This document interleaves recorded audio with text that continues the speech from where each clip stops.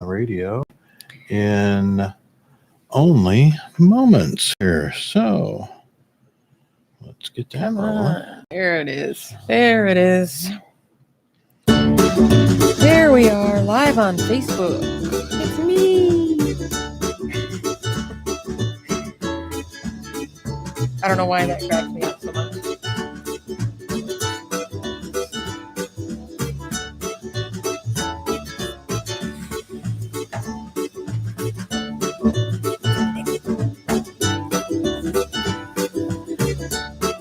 And of course, when you hear that music, you know it's time for My Loso Lifestyle with Mary Schepp every Thursday at 11 a.m. here on 216 The Net, 216thenet.com. Mary, why don't you go ahead and if you're done pushing buttons and things, or if you're not, we can just enjoy the theme music and bop our heads along. Now that we got it right this week. Yeah, we got it right this week. We're ready to roll. So got it right and just enjoying the tune. So yes. We can go ahead and recap everybody on last week if you want, whenever you're ready. Yeah. So And, last week there we you go. were. Last week it was some salt, no salt, none at all, a little bit, and the short answer was it maybe. It depends. It depends on your diet. Now that I'm where I'm at and with what I've done, I can obviously have some salt. I can if I want to. The problem is it's one of those things. It's like smoking or alcohol. Like whenever anybody tries to tell me that, and this just came up recently, is about addiction and how, everybody's got their opinion, and addiction is a choice. Well, I mean, there are choices that you make, but you're also impaired. So when people tell me that addiction is solely a choice and you can choose to not drink or not do drugs or not smoke or not whatever it is that you're doing, I challenge you to give up salt or sugar or coffee or cupcakes or, like me, Oreo cookies or cheese. You know what? Give up cheese. If you are like me, that is not happening. I had the mega stuff Oreos. Oh, see? my freaking Lord. I know, right? Oh, those were good. Right. So my wife found those and she's like, oh, we got to get them because they're always limited time only. Yep. And you stock up. They were limited time. They were limited time in my house. So it's funny, but you talk about that, and it's so if you are, and I will put, like now I'll have cheese and I'll have things like that have sodium in them. I still don't add salt to my stuff. Just because it changes your palate. And once your palate changes, then you got to go back and do it all over again and fix your palate or adjust your palate. It's not necessarily fixing it, but adjusting it to what you need to be used to. Yeah. The same with sugar. If you're used to super sugary stuff, once my husband and I cut down on our sugar content and stopped drinking pop and any kind of juice that we have, we started watering it down or thinning it out with something else. Like I'll cut juice with soda water now. And it tastes almost like a pop to me, or soda. It's because it's so sweet. Because it's so sweet now to you. So if it's, first thing in the morning and I have to, during the wintertime, I take my vitamin D pills. Because obviously everybody here in the Midwest is just, short of vitamin D because it's snowing outside.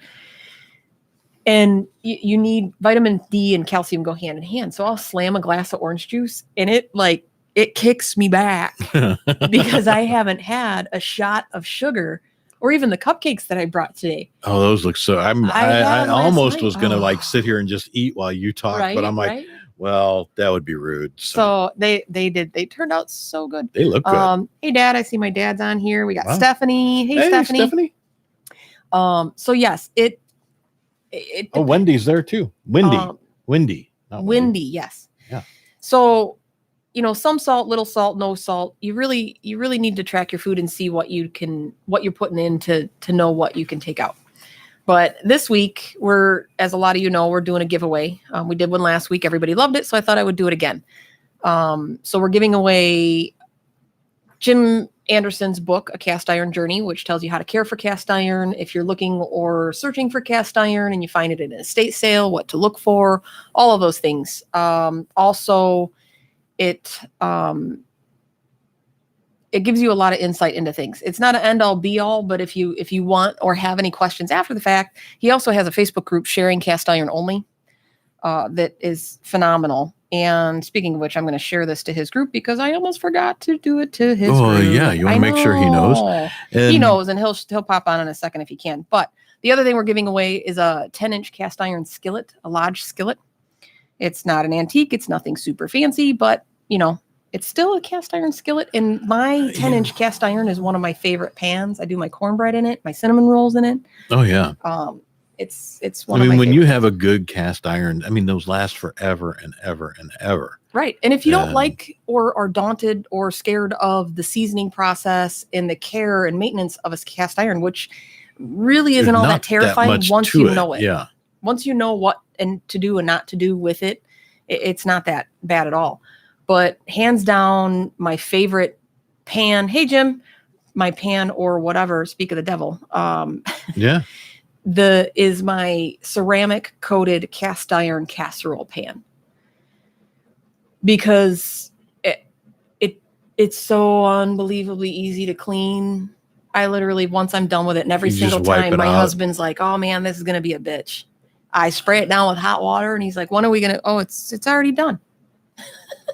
But it's my favorite pan. The two, and I have my dad actually just recently. They shipped me. You would think like he spent $1 million shipping this. I kid you not. It was the most decrepit, if it fits, it ships UPS postal box ever. My stepmom MacGyvered these cast iron pans into the, if it fits, it ships. And they held true. And sure enough, there was a sticker on the thing from the post office that says, "Sorry about your packaging." Because it was held on by like two corners, but everything was in the box. And because she found them at an estate sale, so she sent me an entire cast iron set. So I've got the chicken fire, I've got the skillet, the whole 9 yards. It was it's pretty funny. Holy cow, that's cool though. Right, but to be honest, I still primarily use my 10-inch skillet and my ceramic coated casserole pan. It's just the two of them. Wow, do everything that I need them to do. You know what? Actually. Tony just suggested or commented about her Dutch oven. That's my third. I use my Dutch oven, especially now. Not having salt, the easiest way to impart food with flavor is the Maillard reaction. We've talked about it before. So if you get a good sear on a steak or a roast or a turkey or anything or any cut of meat whatsoever, even your vegetables. So I haven't used my cast iron or my my crock pot roaster in the last time I used it was because I made food for my crew at work, and it was to keep it warm for them. I put everything in my Dutch oven because otherwise, to get the flavor I need, I have to sear the meat, dirty a dish or a pot or a pan or cast iron, and then transfer it over to my crock pot when I could just put it in the cast iron. So people have argued, well, in the summertime, you don't want to heat up your kitchen with the oven, so put it on the grill. So the Dutch oven does the sear. It's exactly the same. And then does the same thing as the crock pot. Right, because once you sear it in that Dutch oven, you just put all your stuff on top of it like you would in a crock pot, and you cover it up, and you just turn the heat down low and slow it. So if you don't want to heat up your kitchen in the summertime in the oven, put it on the grill. Same thing. I put it on one side. I have the heat on the other side.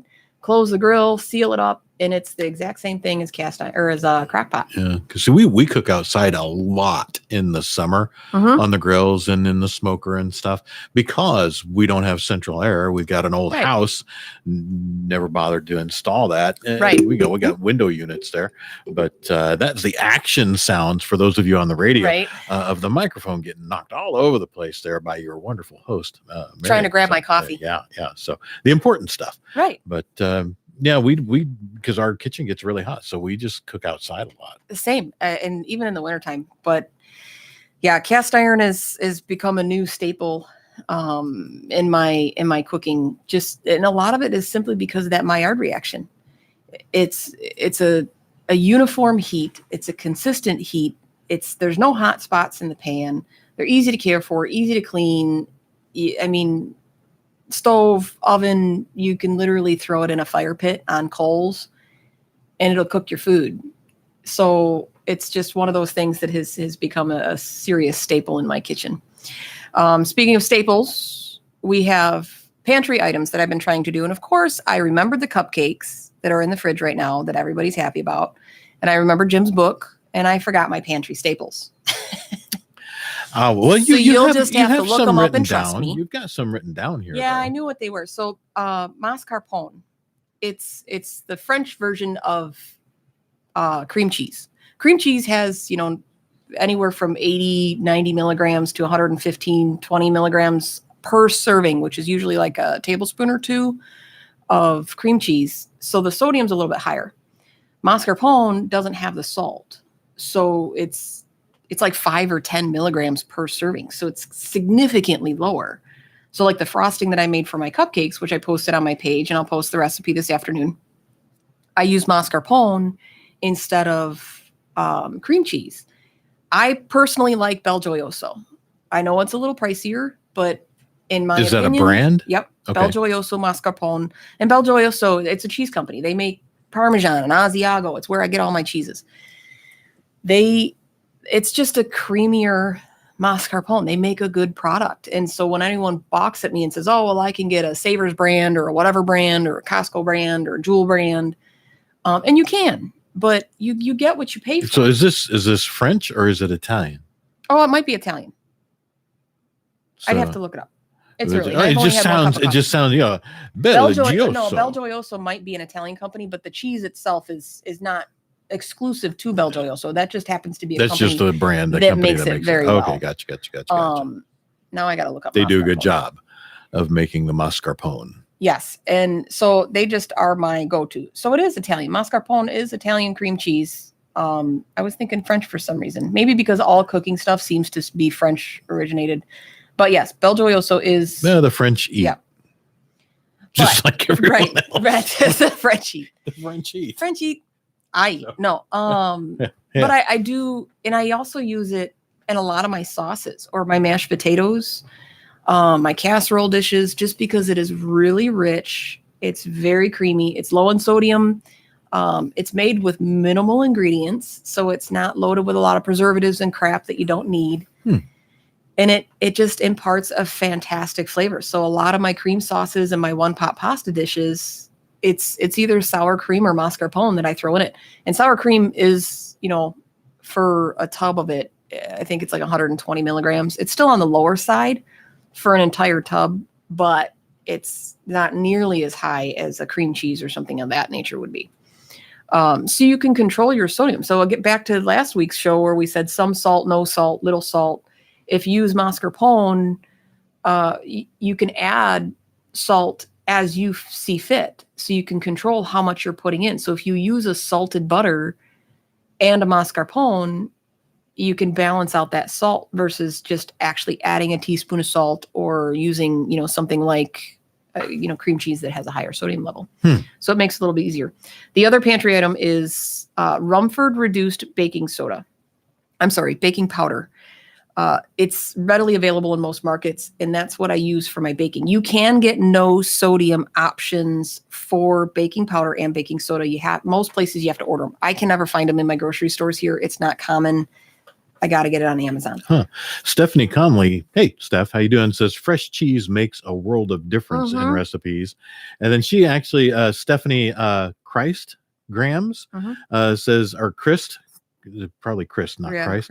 But I use I need my glasses. I use mascarpone for everything. I've put it in soups to make them creamy. I've done crepes. I've made chip dips even. Same. Wow.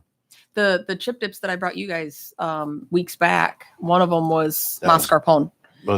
They were both good. Yeah. So, but we ate them up. The baking powder that I use is the reduced sodium from, it's labeled Rumford. The parent company is actually Clabber Girl. So if you have to order it and you can't find it, it is Clabber Girl product. Okay. But the Rumford reduced, it's aluminum free. It's only 35 milligrams.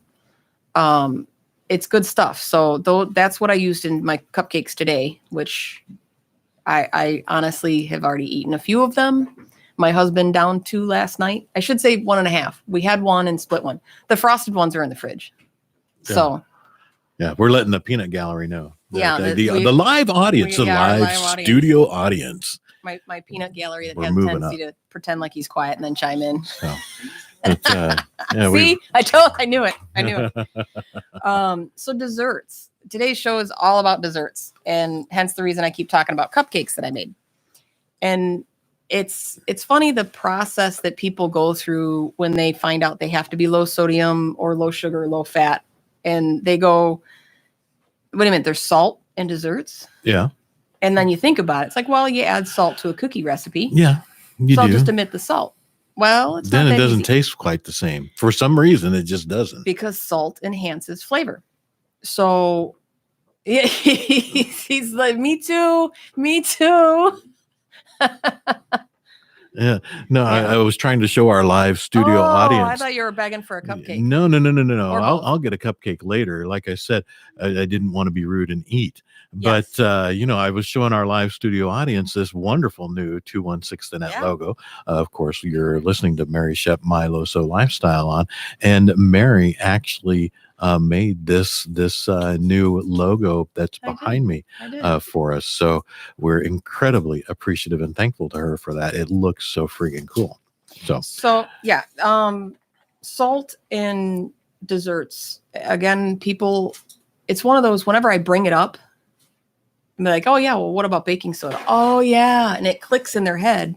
Baking soda and baking powder are sodium bicarbonate. It's sodium. It's exactly what it is. Yeah. So you don't think about that, but sodium and baking soda and baking powder, the only difference between the two, and we talked about this in the last couple episodes, baking soda requires an acid and a liquid to activate, to become a leavening agent or give you the fluffy, lofty cupcakes and cookies and things and biscuits that you have. Baking powder includes an acid already in it, usually in the form of cream of tartar. So baking powder is already a soda and a powder, or a baking soda and a cream of tartar mixed to make baking powder. So all you need is liquid. So once you add a milk or sour cream or eggs, whatever liquid form, it activates that leavening agent. So because it's split, baking powders tend to be lower in sodium, but still, so baking soda for a teaspoon, which if you look at the canister, it shows typically either eighth or quarter teaspoon sizes, like servings on the jar. But if you go to a recipe, you usually need a teaspoon or 2 teaspoons of baking soda or baking powder to make the recipe. So when you look at it, like, oh, it's only, 100 milligrams or 85 milligrams or 45 milligrams. Well, if the serving size is an eighth of a teaspoon and you need a teaspoon, you need to times that by 8 or so on and so forth. So it adds up very quickly. And I don't know if my math is 100% correct on this because it was early this morning. Baking soda, I think, is around 1,200 milligrams for a teaspoon. Baking powder is about 500 milligrams for a teaspoon. Wow. So depending on what you're making. So I pulled up a basic, Toll House cookie recipe on the back of every chocolate chip morsel bag you can find. Okay. And it's usually flour, baking soda, salt, butter, sugar, brown sugar, vanilla, and eggs. And then your chocolate chips, which typically chocolate chips are very low, if anything, in sodium content. Mm-hmm. But if you look at the things in a cookie recipe that have salt, baking soda, you're, almost 1,300 milligrams of baking soda just for the recipe. A teaspoon of salt, if you didn't know, is 2,300 milligrams of sodium. And of course, we've talked about this, where the average person should get, 2,000 to, you can't even have a teaspoon of salt. No, I'm at my best at about 1,500 milligrams of sodium a day. Wow. So a teaspoon of salt is 2,300 milligrams. Your butter comes in, about 1,500 milligrams, because typically for a cookie recipe, you need 2 sticks of butter. So if you're using salted butter at 100 milligrams a serving, it adds up quick. And then eggs on average are about 70 milligrams a piece. Usually a cookie recipe has 2 eggs, so you're about 140 milligrams. So if you're figuring 5,000 milligrams of sodium for a cookie recipe, that gets you okay, in my world, I never get 5 dozen cookies out of a batch, and that's what Toll House says you're going to get. My well, are cookies they like that big? Right, right. Yeah. Okay. Yeah. So that's supposed Because to you be make one real cookie. cookies, right? Exactly. Yeah. And I still eat 6 of them. But who doesn't? right. I mean, that should be the standard It's- serving size. Right. A cookie this big, Right. 6. Right. And There you go. so you're supposed to get 60 cookies out of a recipe. And if you get 60 cookies, one is a serving at 85 milligrams. That's nuts. Right. So now, and it's funny, a quick side note about serving sizes. A very good friend of mine's daughter sells Girl Scout cookies. So she says, are you buying cookies? I said, yeah. How many boxes do you want? And I said, 4 Thin Mints and 4 Samoas. And she's like, holy crap. I said, well, if you figure a sleeve is a serving, she about peed herself. she says, So, because what are those? So those are only 2 servings per box in Right. the Girl Scout So I cookies. said, there's only 2 servings per box. Yeah. It's, very small. And she was just dying laughing. Like, you realize that a sleeve is not actually, I get that a sleeve is not actually a serving, but they are flat out lying on that box. It is. To any normal human out there who eats a Doesn't Girl eat Scout 2 cookie, they don't eat 2 freaking cookies. You eat a sleeve, or in our house, like if you hand me the Samoa Right. box, That box is that's a gone. serving. Well, then you're like, well, I had 2 servings because I had 2 sleeves. Yeah. 2 servings. Yeah, she was dying laughing. That was pretty funny. Yeah. But that's where, you look at these recipes and it's so easy to get blindsided and think this is okay because, it's only 85 milligrams a serving. Well, then when you look at it and a serving is 1 cookie, and if you actually made 60 cookies, 1 cookie is the size of a Thin Mint. It's a little tiny 2-inch cookie. And realistically, you're That's not just a bite. Right. You're not going to do that. So now it's when we talk about how much salt is actually in a teaspoon, the 2,300 milligrams. And whenever I try and put things into perspective to people on how to account for that in your daily diet, the easiest way that I found is using money. Because if you try and count calories or sugar or fat or sodium, by the time you get down to the end of the day, you don't remember. No. But if I told you you have $2,000 to spend today and that's it, it clicks in your head better because you've been counting money all your life, and money is more important. People hold a higher value to money. So if you think about it the same way, regardless of what you're watching, so if you say I have $2,000 to spend today and a cookie's 85 milligrams, but a serving of steak is also 85 milligrams. Well, I can have 2 servings of steak to give me a nice 10-ounce steak for the same price as 2 cookies. I think I'm going to hold off on the cookies and have a steak dinner. Yeah. You know what I mean? Yeah. So it just made it, and it makes it easier for people to click. So when people are watching or are with me and when they hang out with me and we go out with my girlfriends and they're looking at stuff and like, what can we get that Mary can have? And I'll get text messages like, holy crap, I didn't realize my salsa is, $300. Well, yeah, that's exactly what. And like people who are going just by purely hanging around you. Yeah. I've now paid attention. Doesn't mean I don't salt my eggs or salt my whatever. I've just paid attention. I consider that a win. I was salting my chicken and rice last night. Right. But yeah, you pay attention now Right. just because it's like on your mind. And you're like, oh yeah, I'm doing the show tomorrow. I wonder how much is in this. Mhm. Oh, holy cow. Well, let me put a little more on. Right. Which is exactly what I did. Put a little sea salt on there. Right. So, and that's where if people start paying attention, that's all I ask. It opens your mind to something else. And it's the same with sugar. You fool yourself into thinking that you don't eat that much sugar. It's everywhere. The same as salt. It's in everything. Yeah. So speaking of that, like the frostings and stuff for cupcakes, that's another hidden thing for sodium because a lot of times they're made with cream cheese or something of that nature. Or they ask for added salt to enhance those flavors, to enhance the vanilla or whatever that you're putting into it. And you can just omit those things. Or again, you can use mascarpone and switch it out. Or you can use egg whites, things like that. So a lot of the basics that are in foods, like milk, 120 milligrams a cup. So depending on how many cups you need, that adds up. Salt, we said, was 2,300 milligrams. Eggs are about 70 milligrams. Now, eggs, so when I eat eggs in the morning, I will do 2 eggs with an extra yolk, because yolks are about 8 to 10 milligrams, depending on your yolk. I would have thought that would have been exactly the opposite. And whites are 60. So the whites are the high sodium part and the yolks are the low sodium part. Everybody says, oh, eat the whites because they're healthier for you. And again, I eat all of it, but right. And it's, they go back and forth. For years it was eggs are horrible. They raise your cholesterol. They're so bad for you, blah, blah, blah, blah, blah. And then eggs are good for you. They're part of the food pyramid. They're really good, blah, blah, blah, blah, blah.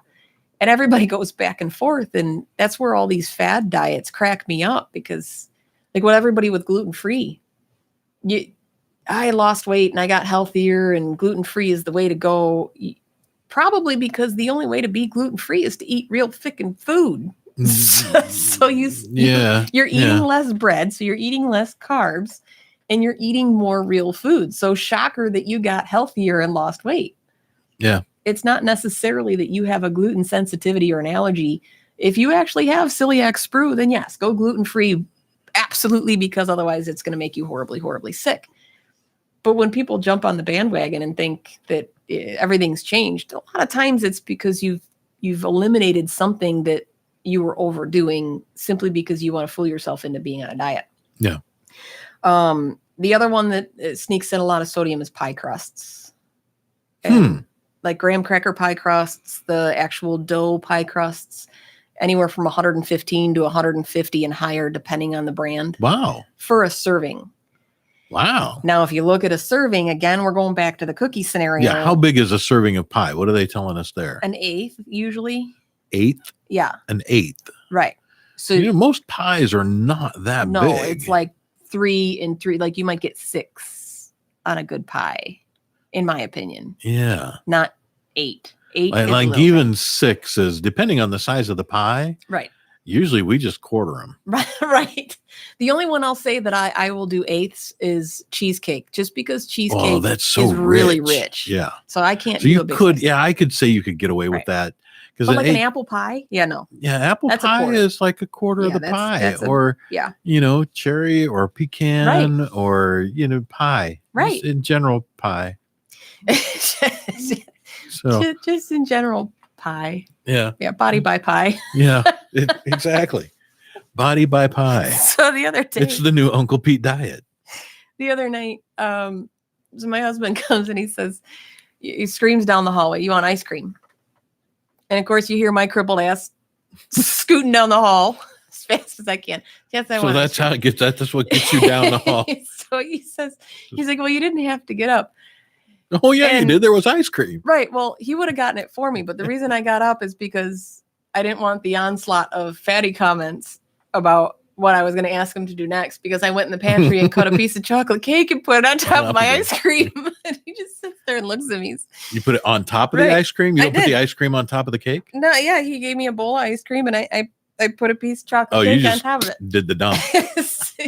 Because he looked like, what are you getting out of the pantry? Like maybe I'm getting pecans or, something. Maybe one of my Oreo cookies to put on top. Well, you did get topping. You got cake. I took a whole the new ice cream topping. Yeah, wedge of chocolate cake and put it on top of my ice cream. Because you know what? Sometimes you just have to. And how do you top your ice cream? Right. Well, that's the thing.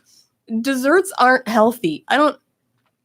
When people, it cracks me up because before I came in today, I searched up healthy desserts just for shits and giggles, and it like the things that all these cookies and cakes and cupcakes. I don't care who you're full. They are not healthy. No. Eat oatmeal cookies. Sure. You know what? It's got oatmeal and it's got cran raisins in it. Cran raisins have like 72 milligrams or grams of sugar or whatever the heck it is.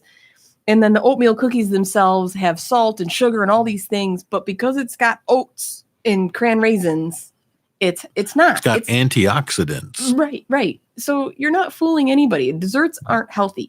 You have healthy-ish options to if you're going to do it. And that's like me with my ice cream and cake the other day. You still have to live life. I have a bum liver and a shit back. You know what? Every once in a while, I deserve a bowl of cake and ice cream. You know what I had for dessert yesterday? Double stuffed Oreos. No, those were already gone. Yes. I had a bowl of Tricks. No. No. It was Lucky Charms. My Oh. mistake. A bowl of Lucky Charms. I'm after my chicken and rice. I'm a big fan of cereal for dessert and breakfast for dinner. I don't know. It's just I don't see the problem with it at all. It had the marshmallow stars and right, and it's nothing but a bowl of sugar. Yeah. But that's the thing is it when you look, there are healthier options. And I know it sounds like, okay, you can't make any desserts without salt because the eggs have salt, the baking soda has salt, the salt has salt, the butter has salt, the milk has salt, the mascarpone, the cream cheese, the all of it, everything has salt. They also all have sugars and fats and proteins, and they have all of these things. So if you're going to make a dessert, oh my gosh, did I get chastised? I made my cinnamon rolls right shortly after I got diagnosed with liver disease, and I wanted a Cinnabon. An authentic, the real one, fatty, sugary, loaded with carbs, 8 million calories, gonna gut rot you for 2 days, Cinnabon. Yeah. And I looked it up thinking I will legitimately make the trip down to Schaumburg to the mall and get me a pack of Cinnabons and give them away to my crew at work and have a Cinnabon. And when I'm going to be swollen for 6 days just from the salt, and that's not worth it. The sugar, the everything else, you know what? I can run it off. I can burn it off. I can compensate. But I can't put that kind of stress because my heart will literally flutter. Oy. I can feel it beat in my chest. It's the strangest, awful feeling. My liver actually has spasms when it gets backed up. It's just all around unpleasant. So I weigh what is worth it. And now that I'm healthier, I can support a lot more things, but it just wasn't worth it. So I said, okay, if I can't have them, I'm going to make them. And, 3 or 4 rounds of cinnamon rolls later, I made them. And they're fantastic. And a lot of people in my group in Shaking the Salt, they will attest to that. One of my friends, Deb, in the group, she makes them frequently. I make bread out of it without the cinnamon frosting. I just make it into a loaf. You make it into a loaf of bread. Okay. It's fantastic. So I post this recipe. I'm all excited. And there's this onslaught of that's not healthy, this, that. No, it's not freaking healthy. It's a flipping cinnamon roll.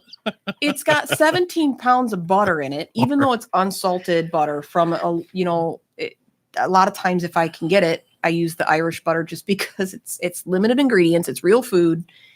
And the unsalted version, it's still, you still need healthy fats and stuff like that. And in moderation, as they say, but I don't like that word. I tend to say in balance. Yeah. But I know it's not. But I also made them a little bit smaller so they're not big giant things.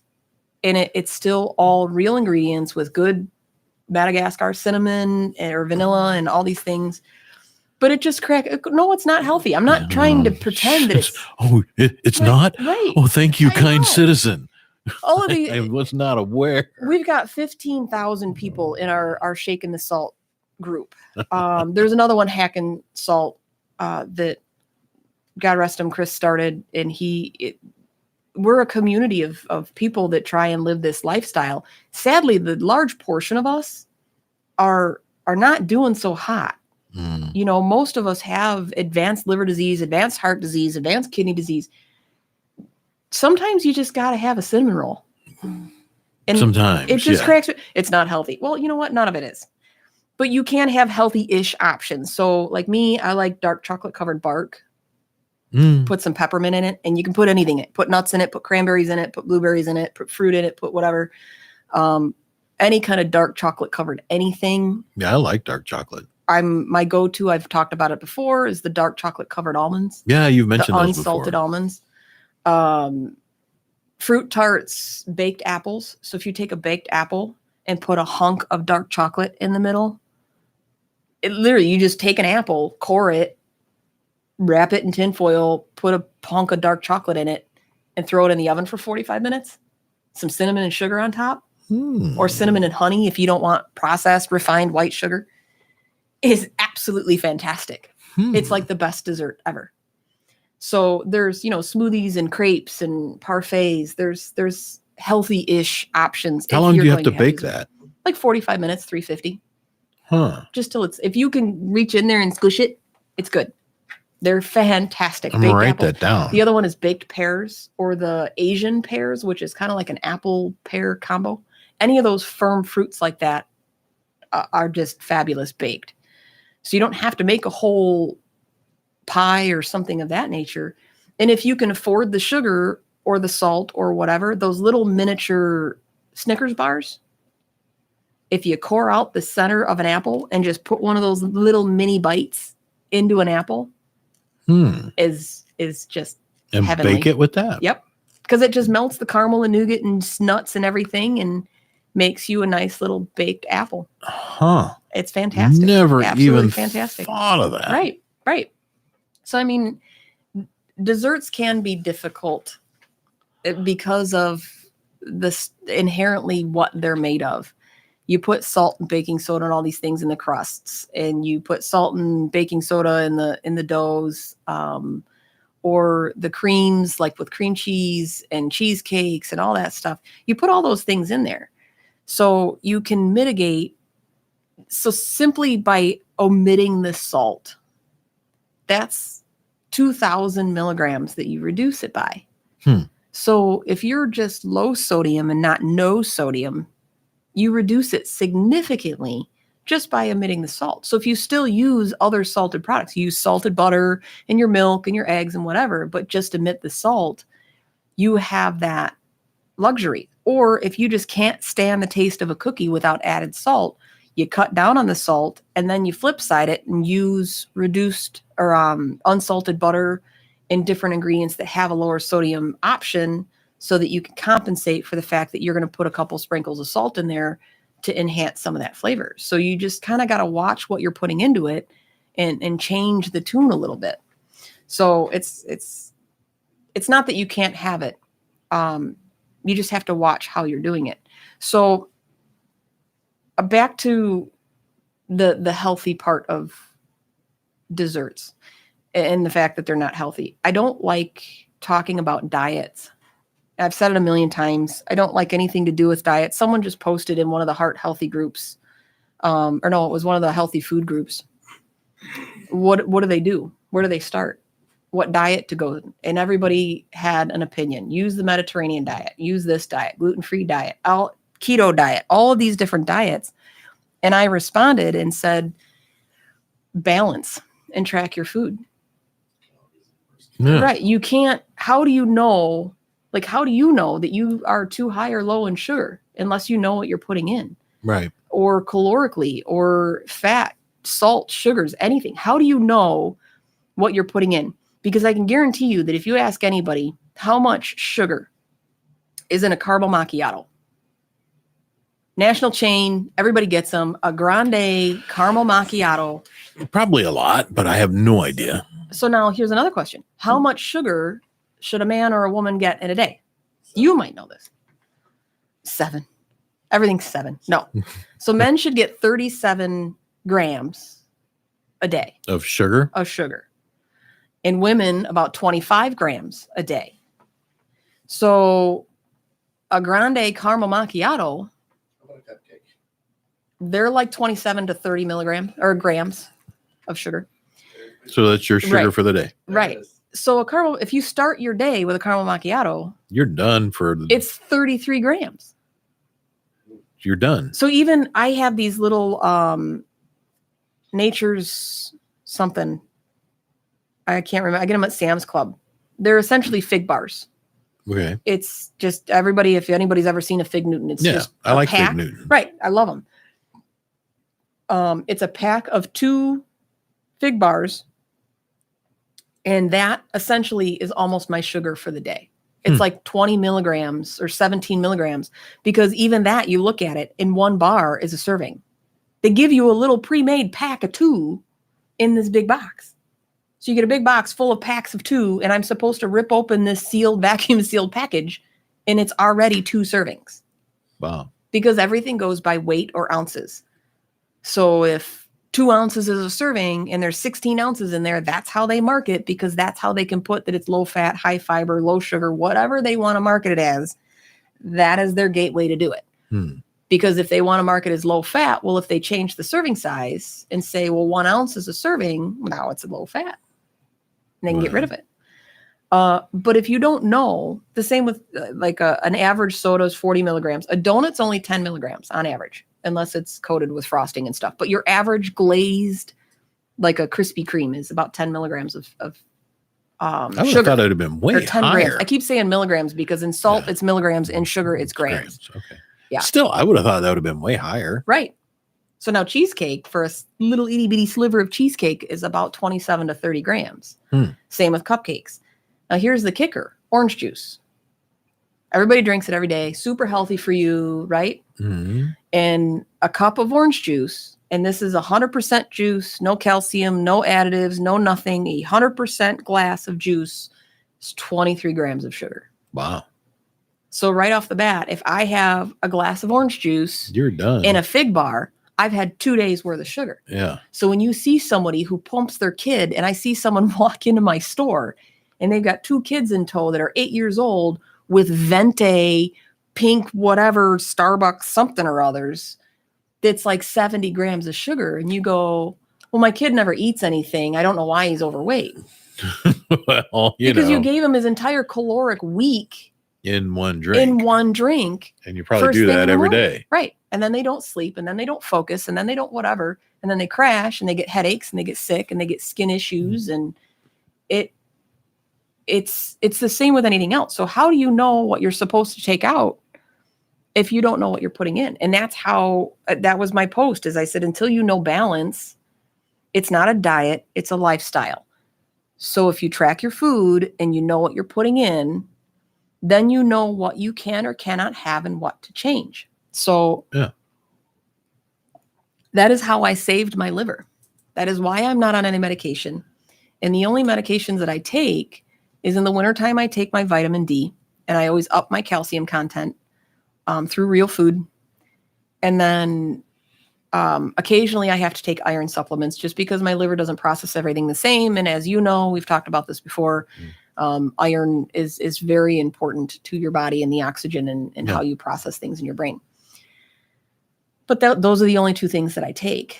And I try and take everything as much as humanly possible through straight up real food. And I've said it a million times where it's not easy. It's not. But the thing is once you track your food for a short period of time, you eat the same things. If you're a steak eater, you're going to eat steak or burgers or something on a regular basis. So once you learn what's in a steak or what's in a certain portion of meat or chicken or whatever, you have an idea. The same as now that I've told you that there's 33 grams of sugar in a macchiato, the next time you go have one, you're going to be conscious of it to know, okay, if I have that, maybe I should skip the bowl of ice cream tonight because I already tanked myself on my sugar today. Yeah. It doesn't mean you can't make the choice to do it, but without an informed decision, how do you know how far off the spectrum you are? Yeah. See, that's a whole other word. Sugar-free is just more crap. It's like salt-free. Salt-free is just loaded with potassium chloride. It's loadium with potassium. Right. It's just loaded with something else. Fake sugars, fake salts. Yeah. You're substituting one for the other. And if you know what you're getting, then great. By all means, if you're aware of the fact that it's got aspartame in it and you're okay with that. Yes, aspartame, sucralose, all those, saccharin and high fructose, which is just in every daggum There's thing. A couple of them that in Europe they've actually flat out said you can't have them until they finish testing. There's a lot of things in life that have been faked. Yes. Sugar wants to fake it, man. Right. See, and that is your choice. Now, see, for those of you who couldn't hear because the live studio audience is not mic'd, right? We've been informed that many things in their life is fake. Right. So, and he's enjoyed all of them. Yeah. So that's okay. That's just hilarious. But that's the thing is when people say in moderation, I just feel it gives you're giving yourself justifiable license to do something. So when you, like with me, when I first got sick with liver disease, and I discovered a lot of people around me, like my stepmom has fatty liver. She doesn't have cirrhosis like I do, but you find this common ground because it wouldn't come up otherwise. I'm not going to walk up to you and be like, hey, nice to meet you, Kent. Do you have liver disease? You just, Yeah, it's not until someone sees you doing it. Introduction. Foie gras. Foie gras. Fragua. But you don't know those things. And then once you start discovering it's, and so many people said, well, I quit drinking. So, why didn't you quit smoking? Well, I quit drinking. Again, why didn't you quit smoking as well? Well, I quit drinking. You give yourself justifiable license. Sure. Well, I did this, so it's okay to do that. And that's so far off the spectrum. It's so wrong that you're fooling yourself or pretending that you're fooling yourself, because deep down, that you're doing, yourself an injustice by not being honest. Yeah. Yeah. So, and Jim Anderson, his mom passed away from cirrhosis of the liver and never drank a day in her life. Right. So, yeah, it just depends on how your body processes things. Well, women are more prone to get cirrhosis. Women are more prone to get just about everything. Like, women get more canker sores than men. Pregnant women don't get them at all. They're typically mostly hormone related. So it's not just if you have the herpes virus or whichever one it is that causes canker sores. But it's just one of those things. Same with women. They're more likely to get cirrhosis. Hey, how you doing? And your name is Ken. Do you have herpes? Right. So again, a conversation that doesn't typically come up in a one-on-one. How are your canker sores today? Right. But that's the thing is when you balance everything. So when you know what you're putting in, and if you make the choice to have a bowl of ice cream with cake on it, I'm not fooling anybody. I know what it's going to do. I know how my body's going to react to it.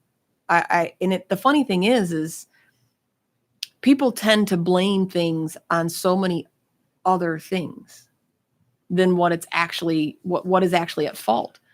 So for instance, that cake and ice cream made my skin completely break out just from that overload of sugar, almost within hours. And I gladly accepted that cause because it was worth it for me. Because like I said, some days you just need a bowl of ice cream with a cake on it. Right. Or, when you go out and drink, you're willingly ingesting poison. And believe me, if I still had a good liver and I can still afford to have 2 fingers of a single malt Spale and Scotch, I would most definitely do that. Not because I crave alcohol as if I can't, live without it because I have an alcoholic addiction or disorder. It's no different than me liking hot chocolate, but I'm allowed to have hot chocolate and coffee. I can't have alcohol. Yeah. But if I could afford it, I like Spale and Scotch. It's just one of those things. But I can't, so I don't. But when you do things in balance, not in moderation, and you balance your entire lifestyle. So if you want to be healthy, there's no magic pill, there's no magic trick, there's no magic diet. You purely eat real food, and if you know what you're consuming, that makes all the difference. Now, I read an article through Harvard EDU. They did some clinical trials, and this was fascinating to me because people have had allergy tests all the time. They scratch your skin, they rub something on it. If you react, you're allergic to it. They can test certain antibodies for other things to see if you're allergic to things, and they discover, you're allergic to dogs, cats, strawberries, whatever. And there's a few of my friends who suffer from chronic migraines, and I used to myself when I was younger. And one of my doctors, my sister, was hilarious. She's threw him in the garbage because he put me on some very addictive, highly, whatever, pain pills, and said, "Here you go, take these." I was like 9. She says, "No, no. Wow. We're gonna give you some ibuprofen. You're gonna suffer through it, and you'll get better, and we'll figure this out." Suck it up, Buttercup. Here's an ibuprofen. Right. You're not taking massive painkillers at this age. So, and I'm very thankful for that. But I'm now, as I'm older and I'm reading this article, I'm sitting here thinking, and I posted about it. I was like, I bet you any money it was something that I was eating, because they discovered that there is an allergy to certain foods, but they can't really test for it easily. So they were testing antibodies and stuff and antigens or whatever it is in your gut, like at an actual gut level, because they had discovered that certain things that you're allergic to could be up to 120 hours later that you respond. So it's not like, hey, I'm mildly allergic to shrimp and I ate some and now my throat's a little itchy. It's, 2 days later, 3 days later, I get a migraine and I can't figure out why. I didn't have sugar today. I didn't have alcohol today. I didn't have this today. I didn't have any of the triggers that everybody says is for migraines. So now they're doing this testing to find out if they can test for those things for people who are suffering from chronic illnesses like that, who have migraines or reactions or autoimmune disorders. And I was researching it because I'm researching everything and anything I can to try and figure out what's going on with the spinal lesion that I have now. That's my new, fresh, whatever path. The reason that I eat ice cream and cake most nights when I'm having a Debbie Downer day is because of the lesion on my spine. But right, so I sit there and eat my fatty little snack and research while I'm doing it. And it makes me feel better. Yeah. Why not? I know we've still got about 10 minutes left, but before I forget, like last time, I didn't forget, but I almost forgot that I wanted to announce our winner because where did I write her name down? There we go. So again, she wins a copy of James P. Anderson's book, A Cast Iron Journey. You can order it on Amazon. You can you can follow him on his blog or on his Facebook group, Sharing Cast Iron Only. He's a good buddy of mine. And then we'll be sending you, once I message you and get your address, I'll be sending you a Lodge cast iron skillet. It's a 10-inch cast iron skillet. And our winner is Charlotte Palm. Wow. Congratulations, Charlotte. I will be posting her information later on after the show. We'll post it. I'll send her a message so I can get her information so she can win her stuff and send it out to her and see how she likes her cast iron. Super cool. And again, if you go to Amazon, just amazon.com and just type in A Cast Iron Journey, you will find Jim's book for sale right there. Yep. So we'll send that out. So congratulations, Charlotte Palm. You are our winner. Yeah. We'll see if I'm still on the fence about if we're going to do another giveaway next week. We might. So you're going to become the giveaway show. I know.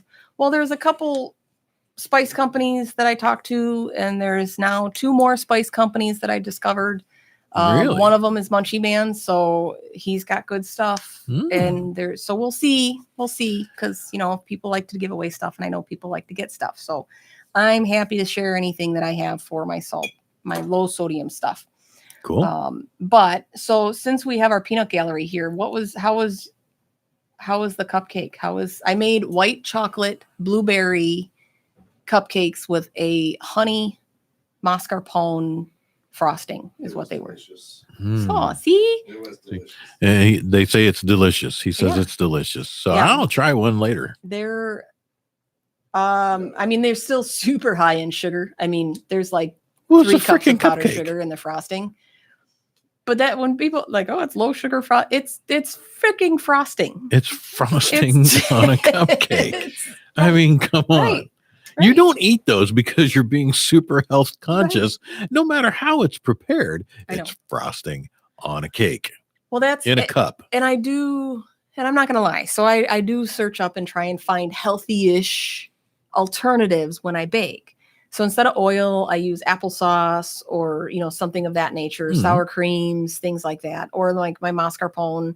Mascarpone is, even though it's lower in sodium, it's still a really, really rich, high fat, solid brick of cheese. I mean, you're not fooling anybody. It's not meant to go a long way, but you mix it with some herbs and some garlic and spread it on toast. And it's absolutely fantastic. Or you coat it on top of like a portobello mushroom with spinach and roast it in the oven. Leave out the spinach. You and your vegetables. Well, you had me at mushroom. I love mushrooms, especially portobellos. And I'm like, I'll have a portobello sandwich.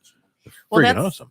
What's funny about funguses is I've always, all my life, anytime we got pizza, it was no fish, no fungus. I couldn't stand mushrooms. And even the other day when we went out to breakfast, after one of our networking meetings, I got an omelet thing or whatever, and I said no mushrooms. And someone had questioned, like, you eat healthy all the time. You eat real food, real vegetables all the time. You don't like mushrooms. I've seen you cook with mushrooms. I am extremely particular, but now that I'm not using salt and I have to find other ways to impart flavor. Yeah. Mushrooms impart a certain umami or earthiness to a dish, and that's why they're used a lot in Japanese and Oriental cooking. It has that flavor that you're missing. So when you caramelize mushrooms, but they have to be cooked right, because if they're not, it's like spongy socks. Really?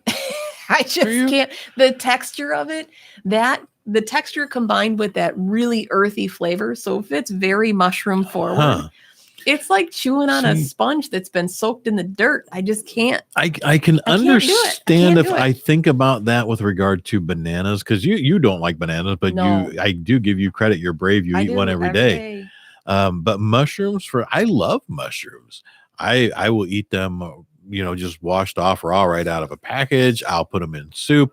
I'll heat them up. Right. I'll fry them. I love mushrooms on anything and everything, or even just a children's book. Yeah, I love mushrooms. So, right.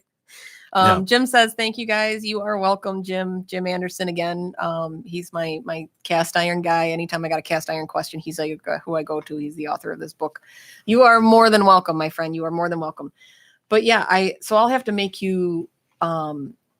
I made a mushroom dish for my husband, and it's funny because he really has no filter. Like what he's like, I guess he's just like a normal man. Whatever pops in his head is the word vomit that comes out of his mouth. And we were talking one day, like any other day, what should we make? Let's make something different. And he says, there was this mushroom dish that you used to make.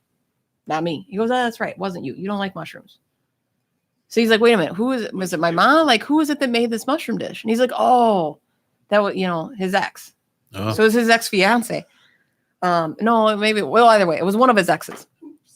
And he's like, oh, never mind. Maybe never that mind, was the only good thing about her, and that's why she's an ex. Right. And he's like, never mind. Well, no. I mean, she's obviously out of the picture. I want to know more about this dish that you felt so inclined that was so good that we had to talk about. So it turns out that it's Bordeaux mushrooms, which is a classic dish. It's a very involved process. It takes all day long. It's butter and wine and garlic and dill seed, and you cook it down with little button mushrooms over the course of an entire day. Mm-hmm. And they are absolutely fantastic. I can only eat one or two because of how rich they are. And obviously it's a mushroom. So it's not even worth saying it's mushroom forward, because it's not mushroom forward. It's a freaking mushroom. So I can only eat a couple of them. It's, this is very mushroom forward. Yeah, of course it's mushroom forward. It's a bowl of mushrooms soaked in wine. That's exactly what you're eating. Yeah. And of course, the obvious question with liver disease, can I have something that's soaked in wine? The short answer is no. The long answer is yes. When it's cooked for that amount of period of time, the alcohol is reduced to such a fraction that since I don't have an addictive problem, it's not, my liver can process that little itty bitty bit. Yeah. But yes, they're absolutely fantastic. So I do make a lot more now than I ever have before. It's some good mushroom eating right there. Right, right. I mean, all you got to do is say either to come running down a hall is either bacon or mushrooms. Or double stuffed Oreos. Triple stuffed. Well, yeah, the mega stuff. My wife, oh my gosh, she was right, because she had some of those way back when I couldn't do all that, and I'm like, no carbs. Right. Carbs are the devil. But now carbs are my friend, because that particular devil gets rid of the gouts. Right. So. Well, it's funny that we're as a dessert show, but and now we're talking about mushrooms, because Jim had mentioned morels. So we used to hunt morels up in Michigan, and I get them they grow in our yard every once in a while. But they are absolutely fantastic. And as a kid, that was the only mushroom that I would eat. We would hunt them. We'd sell them to the local bars. They'd fry them up. But my cousins would make just very simple fried morels in butter and garlic. Huh? And that was literally the only mushroom I would ever consume. And anything more than that, and I just thought that they were absolutely disgusting. But they do have a different flavor. And different mushrooms, I think we talked about this on one of our other shows. Onions are the same way, and garlic. So many people think mushrooms are mushrooms, onions are onions, garlic is garlic. And different mushrooms taste different garlic tastes different. that they're same as honey. Yeah. Depending on the honey. Oh, you get, depending on the what and honey, flowers yeah. those bees ate off of. That's honey has such a wide range of flavors. It's significant. So it's now worth you got trying different stuff.